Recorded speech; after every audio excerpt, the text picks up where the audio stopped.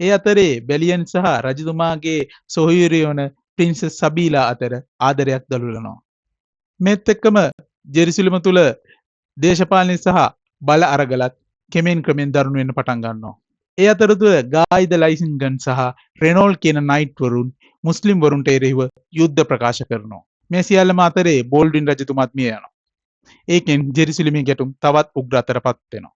නව රජතුමා ලෙස පත් වෙන ගායි නයිට් වරයා මෝඩ තීරණ රැසක් ගන්නවා. ඔහු කාන්තාරය හරහා ගොස් මුස්ලිම් වරුන්ට ඇටැක් කිරීමට උත්සාහ ගන්නවා. ඒත් වතුර නැතුව දුර්වල වෙන ගායිගේ හමුදාව මුස්ලිම් වරුන් අතින් සම්පූර්ණයෙන්ම වගේ විනාශ වෙනවා.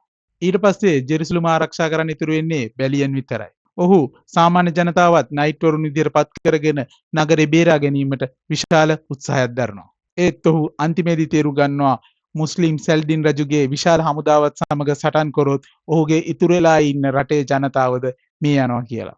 ඒ නිසා බැලියන් මුස්ලිම් රජු සමග සාකච්ඡා කොට යටත් වෙනවා. මේකෙන් ජෙරුසලම මුස්ලිම් වරුන්ට අයිති වුණත් රටේ ජනතාව නිරුපද්‍රිතව බේරා ගැනීමට බැලියන් සමත් වෙනවා.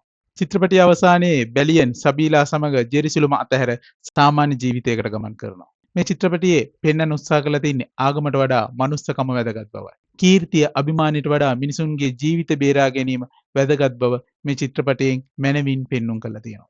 නියම කීර්තිය කියන්නේ යුද්ධ කිරීම නොව මිනිසුන්ව බේරා ගැනීම බව මේ ෆිල්ම් එකේ ලස්සනට පෙන්වනවා. ඉතින් යාළුවනේ මේක තමයි Kingdom of Heaven චිත්‍රපටයේ කතාව. ඔයාලත් මේ ෆිල්ම් එක බලලා තියෙනවා නම් ඔයාලගේ අදහසත් පල්ලෙන් කමෙන්ට් එකක් දාගෙන යන්න. වීඩියෝ එකට ලයික් එකකුත් දාලා සබ්ස්ක්‍රයිබ් කරන්නත් අමතක කරන්න එපා. මේ වගේම ලස්සන මූවි රිවිව් එකකින් නැවතත් අපි හමු වෙමු.